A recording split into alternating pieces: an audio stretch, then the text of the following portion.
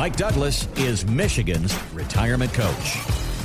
So we're getting ready for the day of gifts. It's coming. I mean, you and Kimberly have got 4 kids, all under the age of 16. Yeah, 15, 13, 11, and 10. Here's the question. What are you doing for Kimberly? Mike Douglas, your wife, keeps the house, homeschools 4 children. Yeah. So, I know we've got this one thing. She's big on electric blanket or like heated stuff. I found one that it wraps your feet in as well. Ooh, yes. So like you can tuck your feet in and you're basically in a little cocoon. So that's like a stupid little one that she really likes. But honestly, a big one for us is we go every Christmas to Delaware to visit my grandfather. He is 96 years old. And so we'll drive out there. My parents will drive out there. My sister and her kids and my brother and his kids will all drive out to Delaware, separate cars. But we go out there and we spend Christmas with my grandfather. And then there's no sales tax in Delaware. And there's really good outlets. And so we love going into shopping because, one, it feels like you're getting over a little bit by not paying the sales tax. All you had to do is drive 800 miles to avoid the 6% sales tax. But we go shopping. And so that's a big thing. We kind of like, as the kids have gotten older, it's less fun as a parent because it used to be like, hey, buy a bunch of gifts and they unwrap these toys and they make a mess of the house and they play with all the toys. But now they want like 2 or 3 things. They're all pretty expensive. They want some new shoes. They want a new phone. And they want a new Nike hoodie. And it's like an $80 hoodie. And I'm like, oh, golly, that's a big chunk of your Christmas budget. And also they just put it on and that's it. And you're like, well, that's not as exciting to watch. Well, and we still make the kids use a Christmas budget. Even now, like we'll say like, hey, you each get $250. Like that's what we're going to spend on you on Christmas. Now, the reality is, we also buy other stuff, like we're getting them new beds and new mattresses at the same time of year because we're using like Black Friday sales and stuff. So we're remodeling their rooms as part of it.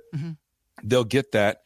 They have to budget out what they want for $250, and then we're going to go do actual shopping at the outlets afterwards. So I still like the principle of they have to make some decisions. Like if I only have $250, what do I? They can't just ask for a drum set. Like, no, that's not what you're doing. Your job here is to say, I've got $250. What can I do with that? I love that you have made Christmas morning like a financial contractual obligation with your children. This is such a classic certified financial planner move. Like how you're Christmasing with your children. Well, we've always done it. Just the budget's gotten bigger. I mean, it used to be $100. You have $100. What do you want to do with it? And Kimberly hated how dogmatic I was about it. I'm sure. Because she is a gift giver, and my love languages, gifts are not very high. Okay. Acts of service is my big one. And so for me, the fact that they go through and do the budget for their Christmas is the gift to me. Like, I love that. I want you to make some difficult decisions. I can't just get whatever I want in life. What I place most value on and get it. Can you just let these children have Christmas? I'm here in defense of the entire Douglas family. Like, leave Kimberly and your children alone for a minute. They can have Christmas for $250 each is what they can have. Okay, let's go back to your wife. When in doubt, make sure that the element of surprise with a nice piece of jewelry is always a good idea. I'm just going to leave it there. All right? So just think about it. Yeah, I've tried. She's not a jewelry person. Okay. For her, she really falls more in love with the heated blanket thing. Like, that's a thoughtful thing because of who she is and what she likes. Last year, we bought her a really nice, expensive chair that she can wear when she's going to watch basketball games because she doesn't like sitting on bleachers all the time. So she really wanted, it's a very functional gift, but she really wanted an expensive basketball chair. So that's what we got her. All right. Well, I want to talk about jewelry. Follow me. I'm actually disappointed in us that we haven't talked about the Paris heist on the radio program. How has it taken us this long? Because you and I have both admitted to each other off air how thrilled we are whenever a new headline pops up on either of our phones or a news story about how the Paris, the jewelry heist at the Louvre, the world's most famous museum. If you've been living under a rock and you have not seen any of the information about the thieves that were disguised as construction workers, they scaled the outside of the Louvre at 2:00 in the morning. Nope. I think it was 9:00 in the morning, right? Like on a Tuesday, like complete midday morning rush hour traffic. How many people drove by, saw them in that, and go, oh, I wonder what they're getting, what work's getting They done were at the smart, Louvre. though. They were in the construction workers. They were in a cherry picker, looked completely. And you think about Paris, the age of those buildings, that stuff is happening all the time. All the time. Then they smash through the windows, run in, get over $100 million in crown jewels. And this is where it gets richer, if you also haven't heard. How did they get by all the security cameras? Well, they hacked it by guessing the password. And ladies and gentlemen of Grand Rapids, the password to the Louvre security was, in fact, Louvre. And here's the thing. It's slightly better than use password as a password, but Louvre, that's crazy. I love the French. I love Paris, et cetera, et cetera. They are known for looking down their nose at basically the entire world. And in this moment, I want to look at the French and the Parisians and say, you could have done better, guys. Kimberly and I love everything about this story because it's such a movie, and it's going to be made a movie.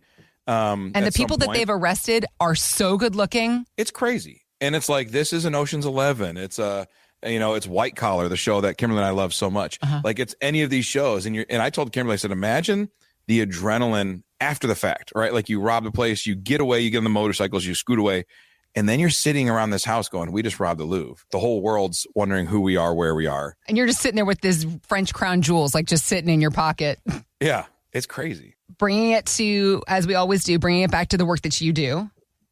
As pointed out in this case scenario, simple does not necessarily always mean safe, especially in the way of passwords. Everybody do better than something so obvious. However, there are a lot of simple, common mistakes that a lot of us make in regards to our retirement plan, leaving us vulnerable. So let's talk about those simple, common mistakes that you often see that can be easily corrected. Absolutely. I just met recently with a couple, Rick and Linda. They'd done seem like everything right. They saved a lot of money in their 401ks, paid off their house, had a pretty good pension. But when we got into planning, it was very one-dimensional. Everything was in IRAs, pre-tax accounts, so tax-deferred accounts. They had no concrete strategy on how and when to take money out. They had no protection from market dips. It was just, and when 2022 hit, they lost nearly $200,000 on paper. Ooh, and they started to freak out. I'm sure. And as a result, they made some bad reactionary decisions to that too. So when we sat down with them, they had a very one-dimensional plan. We helped them restructure. We built some tax-free avenues for them using some Roth money and some conversion. We built some guaranteed income streams using different methods to get that income. And we built a cash reserve. That way, if things go crazy, they don't have to pull from a stock market that's crashing to live off of. Instead, they had some safe money that was sitting there readily available to them. So those things added together. You have the same total number in your accounts, but yet we really built a diversified plan of protection and a way to activate the money. When I need it, how do I mobilize it? How do I get it where I want it to go? If your plan looks simple on paper, it might be too simple to stay safe. You can't just, and again, I love the stock market. It does really well for our clients all the time. I'm a big fan of it. However, you can't just say, well, as long as it does well, I do well. We're not at that phase of life anymore. We have to start protecting and adjusting and making sure that when things go bad, I still live my regular retirement life. If that's you and you say, I'd like to understand how to build a more diverse plan, or I feel like I got my 401ks and my pension, Social Security, and I have no strategy for how I'm supposed to take it out or how to minimize my taxes, give us a call, 616-512-2127, or reach out to us at michigansretirementcoach.com. And we can go through and help you understand that. Build a plan for you and your family that makes sense. We don't want to be the Rick and Lindas before we met with them. We want to be the Rick and Lindas afterwards who then said, oh, okay, I get it now. Because when things go poorly, here's how we live. When things go well, here's where we pull from then. So it's a really good strategy. I think that one bucket is one risk. That's a big problem. Okay. Right. If everything's in one bucket, we have a big risk problem, especially because at some point, Uncle Sam's going to start coming to get his hand in the bucket. He starts making you take money out with required distributions. And you have to find a way to live off that, how to use it. Some people don't even want that money. I've got this money and they make me take money out and I have to pay taxes on it. How do I avoid it? There are strategies to avoiding taxes on required minimum distributions. There are strategies to not paying taxes on that pre-tax money when it comes out. You just have to do it properly and file it the right way and take it out the right way. Okay. So there's a good strategy for withdrawing money and using it to your advantage. I think another thing is that income piece. And we don't know exactly, again, Rick and Linda were blessed to have a really good pension, plus their Social Securities. Okay. A lot of the world isn't. How do I get income in those months and those years when I don't have a pension, or maybe my pension isn't enough to fully cover everything? And now I have to pull from my investments. Am I just pulling from all my stocks across the board? Am I pulling from bonds during certain years or stocks certain years? Or do I have an annuity or do I not have an annuity? Do I use a dividend portfolio because those kick out really good income? I just have to deal with the volatility of the the price. There's a lot that goes into it, and it's not one size fits all. Anybody who tells you it is, I think, is lying. They really need to have the understanding that for some people, an annuity does make sense. Why? Because I want contractually guaranteed income that never goes down and the market can't ever hurt it. However, a lot of people are oversold annuities because they think, oh, everybody needs safe income. Not everybody needs safe income. If you have a good pension and good social securities and you have your income covered by those, why the heck would you buy an annuity for income? Right. I don't understand that. So again, I think it's just different strokes for different folks. We got to make sure it's built for my family, not for the advisor's family, not for the ease of the company or big financial institutions. I want it built for us. So again, one bucket, one risk, that's a big problem. No defined income strategy is another problem. If your withdrawal plan is just all figured out each year, that's not a plan. That's kind of gambling with how and when you take income. If that's how you've been doing, that's how you've been living it. Let's fix that. Let's have a conversation so you can understand how to not be so subject to the changes in the market, but instead dictate your own future. If you want to have that conversation, give us a call, 616-512-2127. Or again, you can reach out to us at michigansretirementcoach.com. I'd say the final thing on this is not talking about taxes. Okay. Too often we see that it's just, do I buy the annuity or not? What portfolio do I choose or not? And again, that's all good parts of the planning process, but it's not the whole thing. Because if you build this whole strategy out, but the government gets to take an unnecessary cut, they get to take more money than they should because we didn't talk about taxes along the way, that's a problem. We just sat with someone 2 weeks ago, and as we went through their plan, they called in from the radio show, and we mapped out their plan. And I said, all right, you're scheduled over the course of your life to pay about $750,000 in income tax. There are strategies to get that number down. And we use those. We start building a plan. We're still having these conversations with them to help them understand and be educated about it. But at the end of the day, we're getting it down to where he'll probably pay over his life. He's 61. So we're planning for another 30, 35 years. Over the course of his life, we're going to get that number down to about $300,000. Nice. So we're saving $400,000 to $450,000 in taxes, which is money that then you don't have to go earn in the market to make up for it. Right. That's $450,000 less of interest we have to earn to still be okay. So now, because we dealt with taxes, we actually can de-risk his portfolio a little bit, which seems unrelated, risking your portfolio and taxes. But if we can be smarter about taxes, then we don't have to go earn as much in the market to still be okay. Right. So there's a lot of good strategy that comes together there. And then really just making sure it all connects. So that's a retirement plan. A retirement plan takes your income, your investments, your taxes, your risk, your estate plan, all these things, and puts them all on the same page, playing the same sheet of music, playing through the notes together, because they work together. And one can complement the other, or the other can hurt each other. And if you only do one, it's like only having one instrument or coaching one player on a basketball team. You have to coach the whole team and get them all working together. It's that time of year. People are starting to think about, well, maybe, I don't know. Maybe you're like, can I just get through the Christmas frenzy, Heather? Please stop talking to me about New Year's resolutions obligations. Are you coming? It's coming. And maybe you have, I do think a lot of us this time of year, we say that's a next year problem. Right. A recent survey by the Motley Fool found 69% of Americans are starting to make their financial New Year's resolutions. For a lot of us, it's going to the gym or getting our money in order. And you might be saying 2026 is the year I'm finally going to do it. I'm going to get my money straightened out. I'm going to go see a financial advisor. But coming from you, the person that people come to see, Mike, what would you say to somebody who has assets but is starting their retirement planning from scratch? And also, what do you cover? What do they need to think about when that first meeting occurs?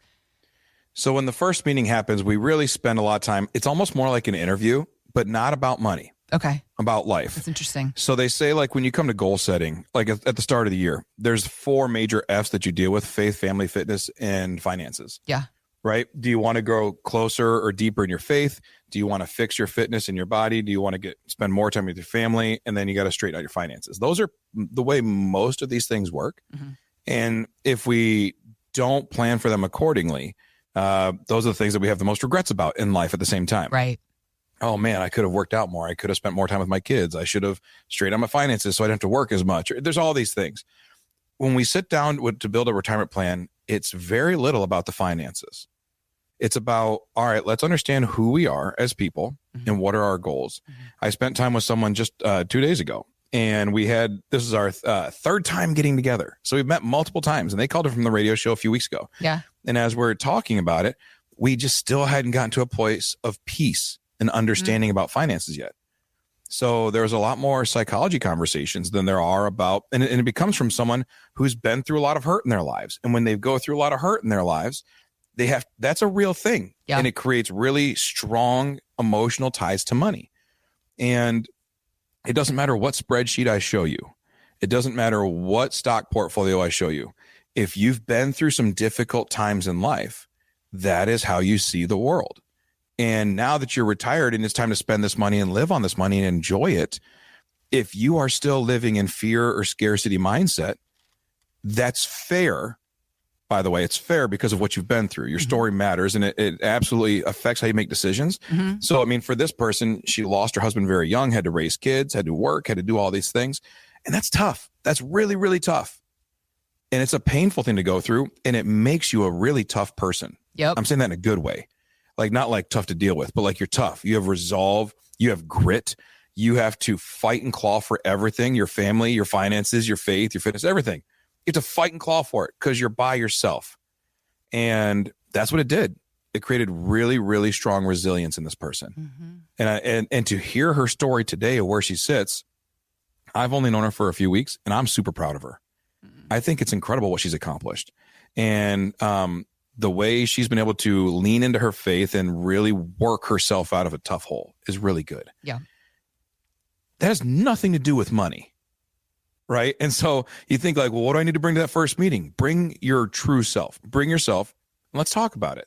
Because we went through the first meeting and I was like, okay, and we're asking these questions and it starts to hit some nerves. I say, good, let's not move past here. Let's not gloss over the pain so I can find out how much is in your 401k. Let's talk about it. Let's dig deeper. And so again, we just had our third meeting. And as we were going through, we still, at the end of the meeting, I said, hey, I feel like we're making progress. I said, how do you feel? And she goes, I'm feeling better.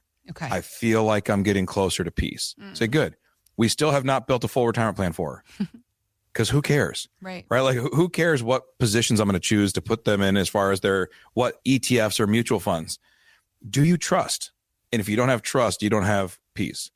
So the conversation starts with who we are as people and how we want to live. What are our goals? What does a perfect retirement look like? Are you a snowbirder? Are you a golfer? Are you a crafter? Are you playing euchre all the time? Like, what are you doing? And how do we build a life out of that? How do we make sure that the market doesn't take it away? That's it. And so we start with that conversation. Now, I just kind of gave you one of the more intensive situations. Okay. There are some people come in and say, no, I've got a pretty good life. I worked. I got my 401k, got my wife, my kids, this and that. Okay, great. Then we find out what you want life to look like. We look through your finances and say, all right, let me ask you a ton of questions, as many as I can think to ask you, to set us up to give you good information. And we sit down and we have that conversation. So again, what do you want? So let's talk about your faith, your family, your fitness, your finances, whatever you want to cover as far as goals. And let's build plans for that. So we do get to finances. We do get to the numbers, but when you work with a local independent advisor who is all in on you and all in on this community and all in on building personal plans, it's different.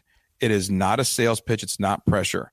It's just clarity about where you stand and how to make your savings work for you. If you want that conversation, give us a call, 616-512-2127, and we will help you build the life plan that you want for you and your family. 'Tis the season for football and eating too much and family togetherness. 'Tis the season for all the things, but also time of year, end of year planning is critical with the work that you do. If you're listening to us on Wood Radio this morning, you still have time to get to work and do things this year. There is still time. So if you have been thinking to yourself, 2025 was the year and oh no, another year has come and gone, you still have time. We do have end of year appointments available still. So if you want to start that conversation with Mike, go ahead and give us a call, 616-512-2127. Or again, it's michigansretirementcoach.com. One of the big end of year conversations that you have, Mike, in the office with your clients is tax strategy. So let's start there and how taxes affect our retirement plan. Because if we reflect back when the Great Recession hit in 2008, we saw our 401ks cut in half as the market tumbled. Then money coach Tony Robbins said it's the 401k fees that can rob us of 10 years of our retirement money. However, according to a report, it's not market volatility. It's not the fees in our accounts. It's actually taxes that represent the biggest drain on our investment returns. Would you agree with that? Do you see this? Absolutely. I mean, we see more and more that it's not only is it what drains, I think a lot of times it drains because it's the part we don't deal with. Like, it's a hot topic to talk about risk in the market. It's a hot topic to talk about fees paid to advisors and fees paid in the investments. And those are all important. Yeah. But nobody ever deals with taxes. Right. It is a real issue because our whole lives, we live in what's left. And I give this example all the time, but you take a new job and they tell you, hey, you're going to make an extra $10,000 a year. And you get really excited. Yeah. And then you get your calculator out and you can say 10,000 divided by 12 months. That's $833 a month. That's $416.50 per paycheck. I'm so excited for this extra $400 in my paycheck. Yeah. And you get your first paycheck and you're up like $187. And you go, what the heck? Where is my $400? Where's my $10,000 raise? Well, the federal government got a raise. The state got a raise. FICA got a raise. Hopefully your 401k got a raise. Everybody got a raise. Yeah. And you got what's left. And in retirement planning, we need to make sure that we are trying to keep as much as possible of what we've saved. Right. Because we can retire with $1 million, $2 million, $3 million, but that's a gross number. And then you have to live on what's left. We just met with a couple the other day. They're close to 60. They are moving physically to a new house and to a new city. And while they have their savings, they have these 401ks of the jobs they just left. And we ran some numbers out, and they're at about $1.2 million in retirement. Okay. We ran the numbers, and over the next 25, 30 years, they'll most likely pay between $800,000 and $1 million in taxes on this $1.2 million. Wow. It's a crazy number because of the lifestyle, because of where they're living, because of what they want to accomplish. It was a huge number. Huge. And then they go through and say, that's not a 12% tax bracket or a 22% tax bracket. That's almost 100%. It's crazy.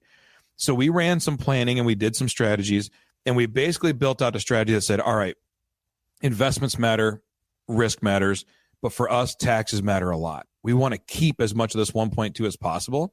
And what we did is we built a aggressive tax strategy. And by the time they're age 70, they will have converted or cleaned up all of their taxable income to the point where at age 70, they will pay no more federal income taxes the rest of their life. And instead of paying $800,000 to $1 million over the course of their life, they'll pay about $400,000 in taxes. And it'll all be done by the age 70.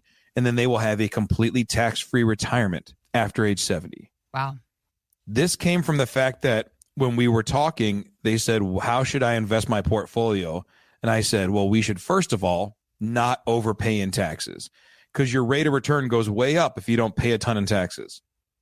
So we can do that. We can get a greater rate of return on your money. That's interesting. Without any more risk. It did start by with doing taxes. But it's an investment conversation. They were asking about investment, and you're like, well, let's find out where the taxes are, an effort to determine the investment return? Yeah. Did I say that right? Did the words come out of my mouth correctly? That's what everybody wants. Everybody says, how do I get a greater return with lower risk? Okay.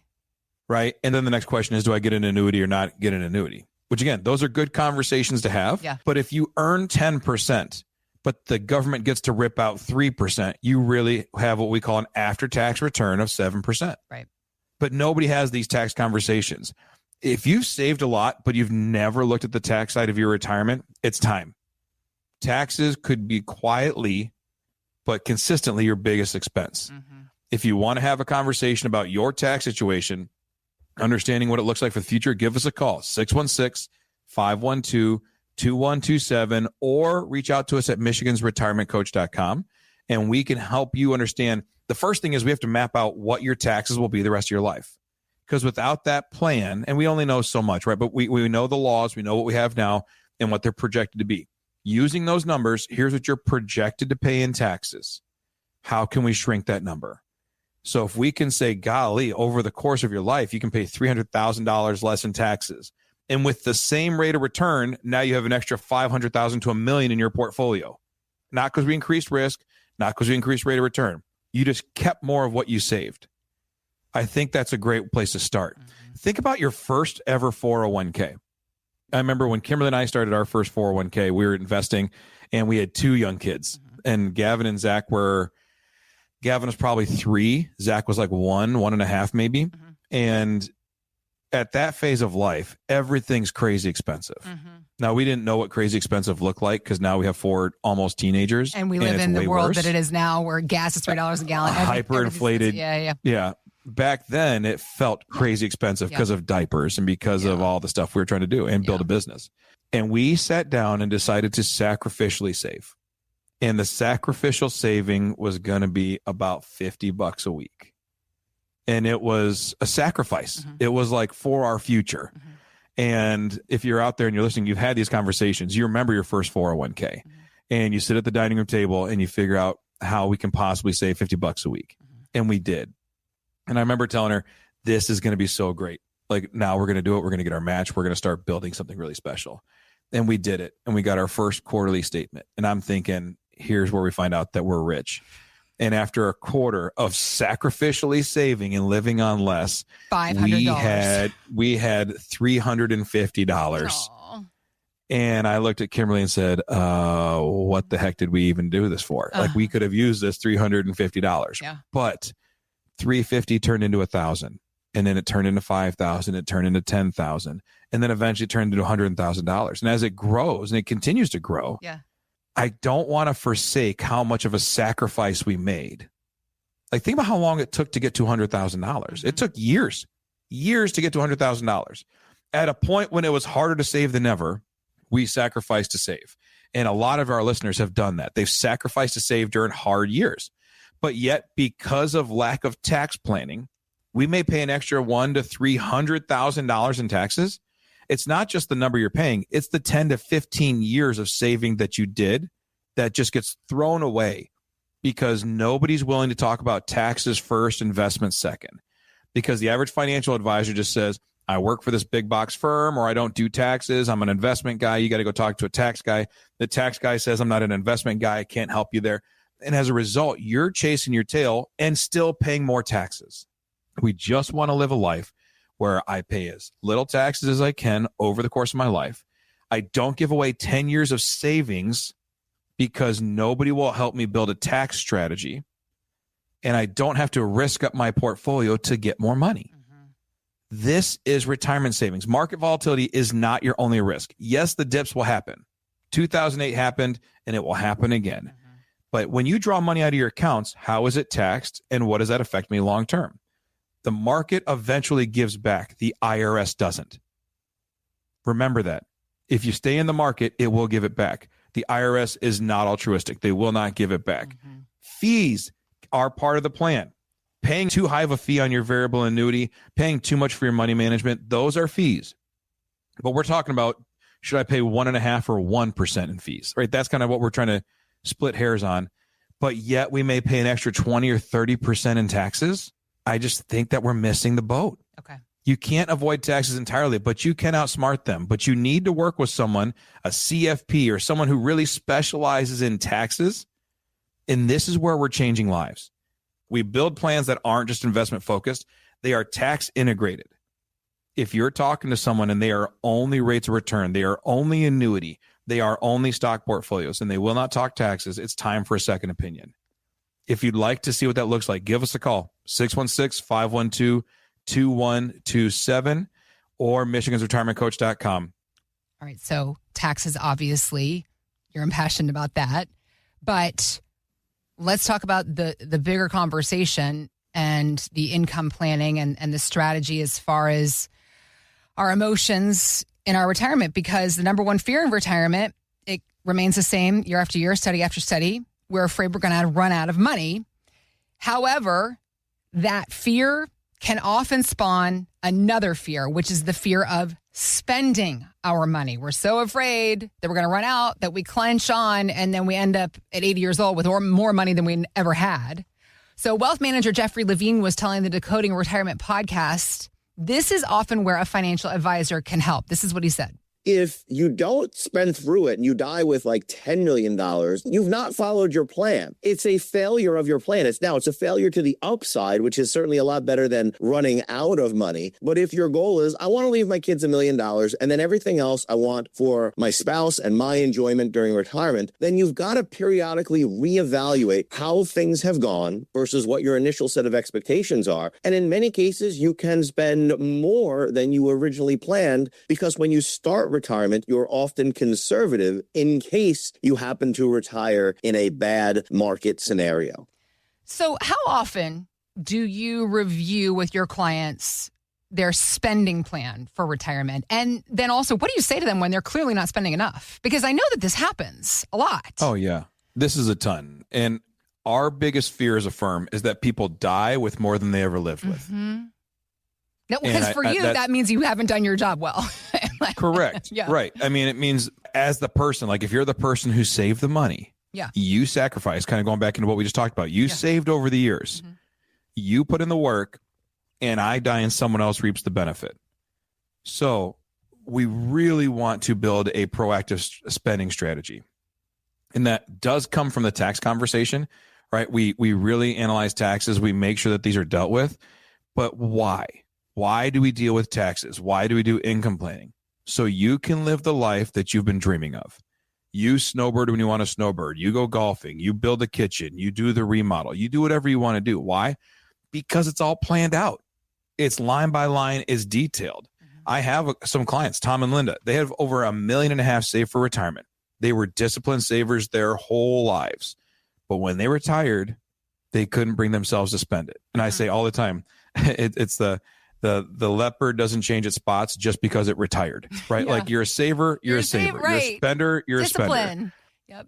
And the hard thing is, and I have people come in, they'll have a couple $1 million and they are nickel and diming over the stupidest stuff from retirement. Mm-hmm. I'm like, golly, you guys, you can just live, just spend it, just buy the better golf balls, just do the stuff you want to do. And they're like, I can't justify spending that. And that's why they have the money they have. That's right.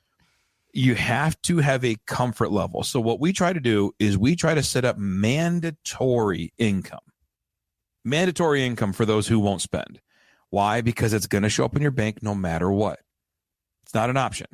Okay. So what we try to do is we make these structured income plans where their retirement paycheck is steady, consistent, and guaranteed. Mm-hmm. So for those who say, well, I need $5,000 a month to live off of, that's great. And if that keeps your lights on, it covers you going out to eat, doing all the little fun stuff you want to do, that's great. What happens when we force feed you $8,000 a month after taxes? And it shows up and you say, well, I only needed $5,000. Right. But we ran the numbers out over the balance of your life. And if we don't spend $8,000 a month, you're going to end up with this chart that shows you dying with $10 million, but having lived on $60,000 a year.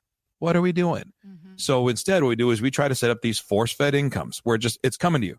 Then what would you do with it? Well, I don't need it. Okay, great. Who can we gift it to? How can we love on your grandkids? How can we give to charity? How can we want to make sure that we are doing things in a way that you die with zero regrets, but still plenty of money. So if we make that model and it works out, it comes from structured income, consistent income, and constant conversation. We have what we call a green line philosophy. We have a number that we want your retirement portfolio to stay at to keep us all safe, right? If long-term care hits, here's how we pay for it. Mm-hmm. If survivorship happens, if a major medical, if a roof goes out, whatever. We want to keep a certain level in our retirement accounts. And for every couple, that's different. Every family, that's different. Once we get above that number, we want to spend it back down. We want to make sure that we are using the money to create life in the years. So I had one client who every 2 years, we would recheck in. Where am I? Well, we're ahead of schedule by 40 grand. Great. Send me 30,000. And he took his kids and grandkids. He had 2 kids, 4 grandkids down to Disney, and they did Disney all the way. That's it was awesome. $30,000. Yeah. And it was $30,000 gross. They got $24,000 after taxes. Okay. And they went and in 1 week blew $24,000. I bet they did at Disney World. Heck yeah. Yeah. And that was almost just the food, right? Like it's crazy how much Disney costs. But they did it out of the overflow, out of the surplus. Because remember, we had a baseline and this was, we're 40,000 ahead. Send me 30 so I can go do something cool. Yeah. And so that's the plan. It's that constant revision of, hey, Has your life become more expensive? Has anything changed? Do we need a new vehicle? Whatever that looks like. And you build that in, but then also you say, we're starting to stockpile too much. We're getting too much in the barn. We got to get some of this out. And so we start trying to find ways to spend it. I don't need it. Okay, great. Let's gift it to grandkids. Let's gift it to charity. Let's make some difference in the world. Let's find ways to be beneficial rather than just seeing this money grow. That way the advisor fee can go up, and that way your kids can inherit more money. Let's do some stuff. And that's also where we come back to that term living inheritance. We talk about it all the time. Mm-hmm. When I die, and Kimberly dies, our kids are going to get money. Like, there's no way around that. Mm-hmm. But what can I do with them while we're living to enjoy it with them? Mm-hmm. Can we take them on a trip to the Grand Canyon? Can we take them on a trip to see Mount Rushmore? Can we take them around the country or around the world on vacations? That way, while we get to see it, we get to see it with them. When we took my kids to Hawaii a couple years ago with my parents, now my dad spent 21 years active duty in the Army. He just passed 29 years as a civilian. So he's got 50 years in the military. And we were at Pearl Harbor on Memorial Day with my dad and my kids, getting a tour of the Arizona, getting a tour of all this stuff through my dad's military eyes as he explains it to my kids. I can't put a price tag on that. Well, Delta did, and the people that we had to pay for that trip did. Yeah. But it was a life-changing experience for all of us. And that's a living inheritance moment. We can die with a lot of money, or we can do things with family. And that's what we're trying to build, an income strategy that keeps calling you back to why you save to begin with. It's not about dying with this big account balance. It's about living with the most peace of mind and checking off every box. If you're unsure whether your spending matches your plan, if you're unsure that you're on a place to make sure you use this stuff the right way, let's have that conversation. We will help build a retirement income strategy that lets you enjoy the years you work so hard for. Give us a call, 616-512-2127. So obviously, Mike, you have a podcast. We're here on the radio. In the world of podcasting, there's a lot to consume. I had not heard of this one. Dr. Shoshana Ungerleider is a very interesting person. She's an internal medicine doctor, but what she found early on in her career was the need for medical care for folks that are in end stages of life. They are late in life. They are only going to have a few more years left in this world. She actually hosts a podcast now. It's called Before We Go. And so she was recently asked in an interview about top regrets that people express at the end of their lives. And the ones that she said she hears the most often, again, this is a doctor who treats people who are end of life. What she hears them express is that 1, I didn't spend enough time with the people I love. 2, I worked too much and missed out on life. And 3, I focused too much on the future and lost touch with the present. And nowhere on this list is somebody going, I really wish I had just beaten the market by 1 more %. Nobody wants that at the end, Mike. Yes. As a retirement planner, you're helping folks in the second phase of life, and you have clients that get to end phases of life. So when you look at a list like this, how does it put in perspective the work that you do as a retirement planner? Well, I think it's really important to come back to that whole idea of what life we're trying to build. Mm-hmm. Right? We talk about it all the time, but your life does not boil down to a spreadsheet. Right. Ironically, when we do a will and trust and we help people, kind of put the bow on their life with their will and trust, and we list the assets, it gets really introspective when you look down the list and say, here's what I have and here's what I own, but it's not my whole story. Mm-hmm. And yet, as we look at this and we talk about all the time, people remember the memories, right? They remember the things they could have or should have done, and they remember the things they did. They don't think about, like she says, the 1% return that we missed out on. Real retirement planning is maximizing meaning, time, and freedom. I've got a life that I want to live. I have people I want to do it with, and I have things I want to accomplish. How do I do that? Yeah. Make my money do that. Yeah. And But yet too often we get caught up into this rat race of what's the market doing? How does that affect me? And I do want to do well in the market. That's what we're marketed though, Mike. You don't hear commercials. All the commercials are how much have you saved and how are you investing and all these things. Nobody's saying, hey, when you think about your savings plan, how is it going to make sure that you live you're here on the radio talking about it all the time. But as a person who, is in the throes of my career as a saver, I want to do well. Nobody is saying to me, hey, are you happy? Are you living the life you want to live? Because, and another thing you always point out, because that's not what makes financial service industry money. No. And what's funny is depending on where you get your information. Yeah. Right. So if you watch the sales commercials for the big box, it's this guy sitting across from you at a desk explaining your options and all that. Right. And they're in some like really, really modern, pristine office doing all that stuff. And then you read the articles from the same companies, and those same companies will come out telling you, hey, you actually now need $2 million to retire. You need this, you need that. So the sales visual commercial is very pleasing and aesthetic. But then when you read the content they put out, it's all the negativity about how you need to save more to live. And none of it is the reality, right? So what you have to understand is that they are beholden to shareholders. They are beholden to their company, not to their client, right? When you have millions of customers, right? If Mike and Heather aren't happy and we leave their services, they say, who cares? We still have 1 million customers. But when you work with someone who sits across from you at a table, who's local, who gets it, and they live and breathe your retirement with you, it makes a big difference than being an account number. Yeah. Calling an 800 number. Yeah. The success for a big box firm is about quarterly returns because they can hang their hat on that.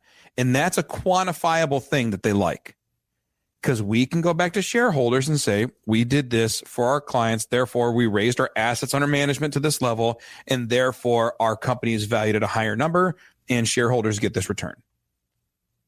Your success is whether you get to travel with your spouse and go to the places on your bucket list, go to your grandkids' games, spend your healthiest years living and not waiting. Wall Street isn't asking, what do you want retirement to feel like? Not what you want to feel like. They want to show you a chart, and the chart is more money in your accounts, which sounds good, except for more money in your accounts means you're not spending it. Yep. If you die with more money than you ever lived with, you did it wrong. We should be living in this money and accomplishing things. Retirement is the fulfillment of dreams, not just the accumulation of numbers. The number one regrets: I let fear control my decisions, and I wish I'd been braver in the face of opportunity. Not opportunity to earn more, but the opportunity to do more. Yeah. We'll never regret being a generous person. We will never regret spending time on that vacation, doing the things we're supposed to do. Yeah. This is what it's supposed to look like. These are the conversations you should be having. We want to hear your story. We want to see what you want life to look like. Give us a call, 616-512-2127, and we will help you. I just sat with someone in the past week, and as we went through her plan, she's done a really good job. She retired at 51, a divorced single mom with 3 kids, trying to put kids through school. She worked like a dog, retired, and then went to everything they did. And she's one of 11 children. Wow. She's just done everything possible to save and scrimp because that's all she's known. Right. And as we went through her plan, it really shook her to see that she should have been spending money, because now she's in her 70s. Remember, she retired at 51.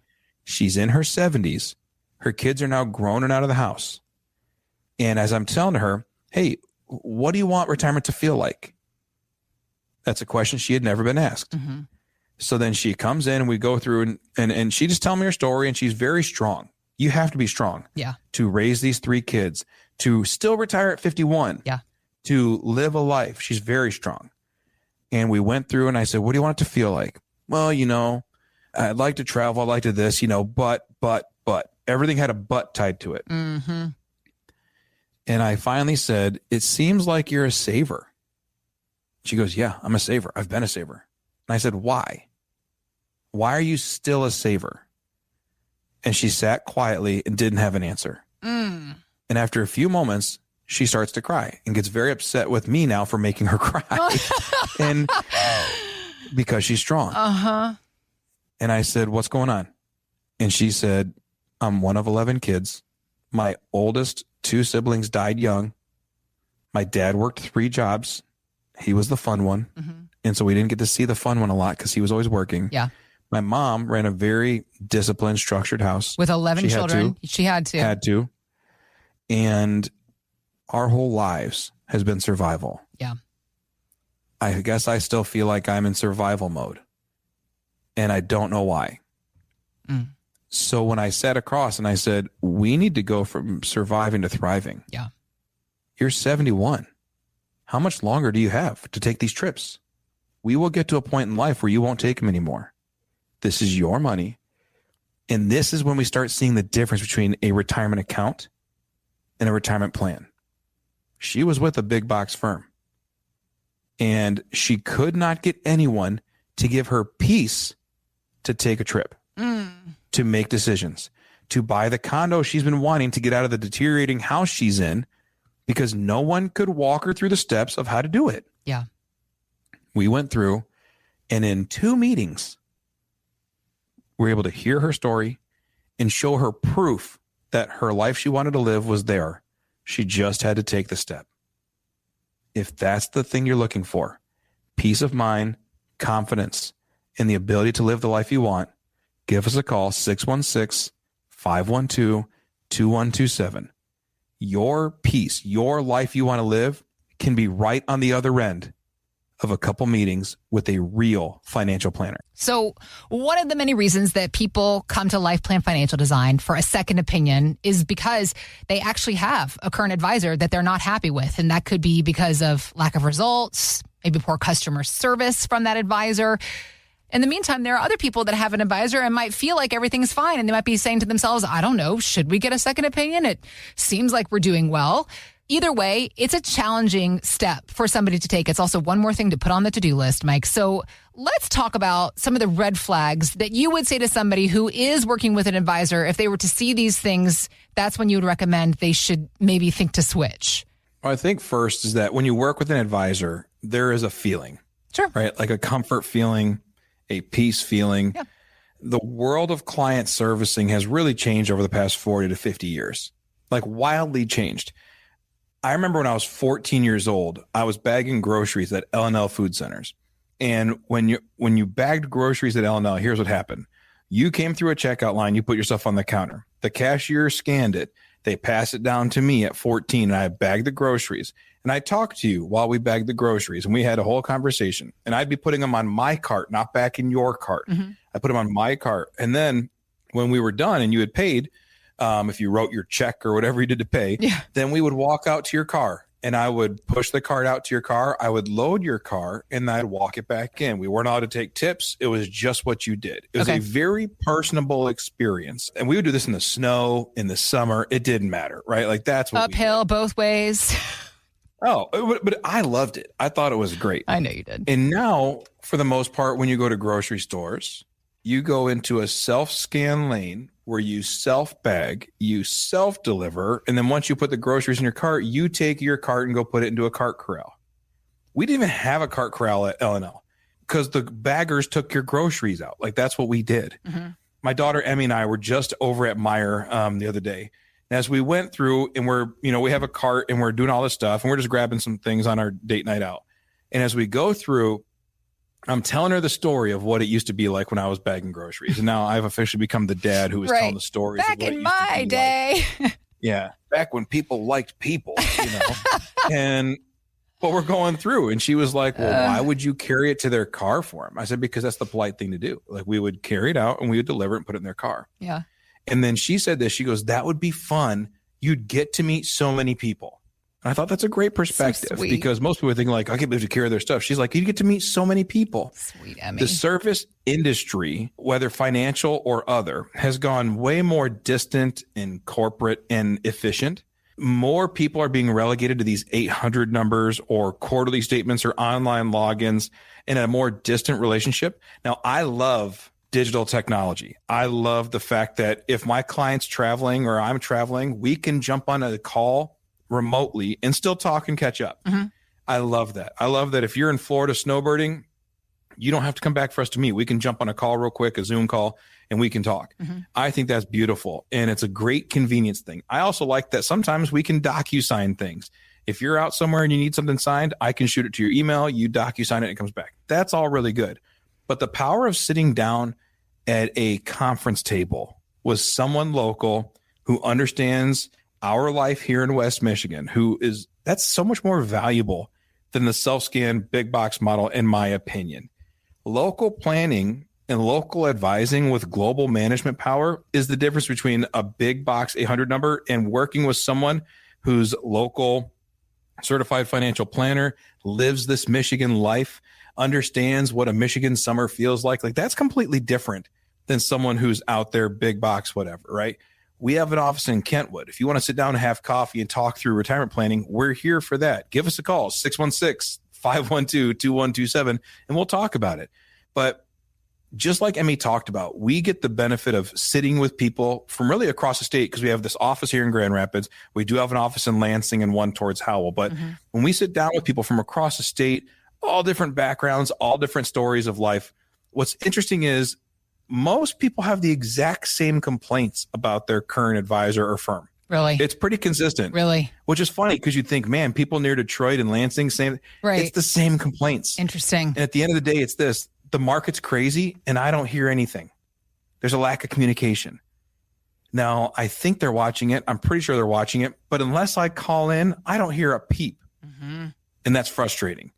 Right? That's one of the reasons why we're so big on proactively sending out videos or communications or phone calls or emails. Why? Because you need to know what's going on in the market and how it affects your life. And that's one of the biggest frustrations people have, a lack of communication. Another one is they don't understand their portfolio, why and how it rebalances. Right? Because when the market's good, I'm invested. When the market's bad, I'm invested. But I don't understand. And again, most people don't want to understand like the standard deviation or the Sharpe ratio on their portfolio. They don't want to understand the nerdy stuff, right? What they want to understand is when the market is bad and they see really bad news on the TV and then they turn their iPhone or their phone on and they open up and the stock portfolio, the stock app says everything's down. They want to understand if they're down and if they are, why. Yeah. So can they understand what's actually going on? Well, again, you can't do that if you talk to a random customer service agent every time you call in. But when you sit down with someone and they understand it, that's the frustration they feel. So that's why we make sure we move at the speed of knowledge and comfort. Okay. Making sure that our clients understand what's happening. And then the third one, which I think may be the biggest one, is not utilizing tax loss harvesting or even discussing taxes at all. Right. Right? Because so many times we get these siloed pieces of information, right? Like buy this stock, don't buy the stock, buy this annuity, don't buy that annuity. And you never get a comprehensive approach that says, if we do this with your taxes, it will affect your portfolio this way. If we take money from this account, it will now cause taxes on your Social Security. If we do these things, your kids can inherit money tax free, but if we don't, they have to pay taxes. There's all these things that relate to each other. And yet more and more people are saying, how come my financial guy won't talk about taxes? And I say, he may not be licensed to. Maybe he's not legally allowed to give you advice on those things. And that's a frustration because people are saying, golly, now I've got a tax guy, a financial guy, an estate planning guy, an insurance guy, a Medicare guy, and all these people. The difference that you can speak to tax planning because you're a certified financial planner. Is that correct? Yes. That, and we have a tax company. So with Life Plan, we had Life Plan Financial. It's been around for a long time. Yeah.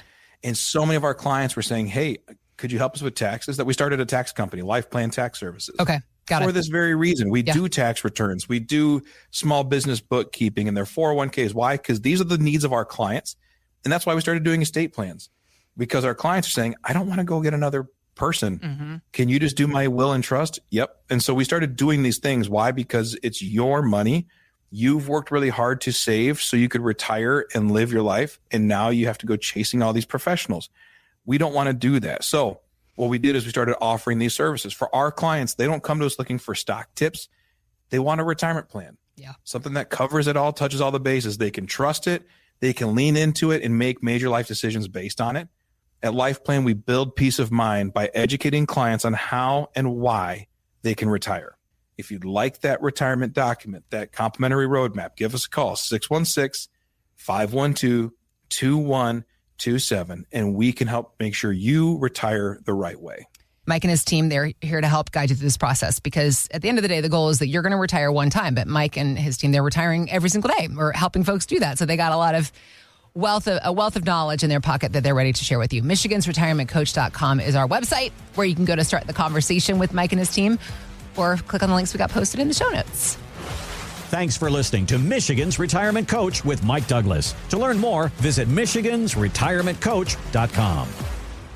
Michael Douglas is an investment advisor representative of Stewards Wealth Planning, LLC, a registered investment advisor. Financial professionals are not licensed in all 50 states. To find out if Michael Douglas is licensed in your state, please call 517-323-7526. Stewards Wealth Planning, LLC is not affiliated with nor endorsed by the Social Security Administration or any other government agency and does not provide legal or tax advice. Annuity guarantees rely solely on the financial strength and claims-paying ability of the issuing insurance company. By contacting us, you may be provided with information about insurance and annuity products offered through Michael B. Douglas, NPN number 9650939.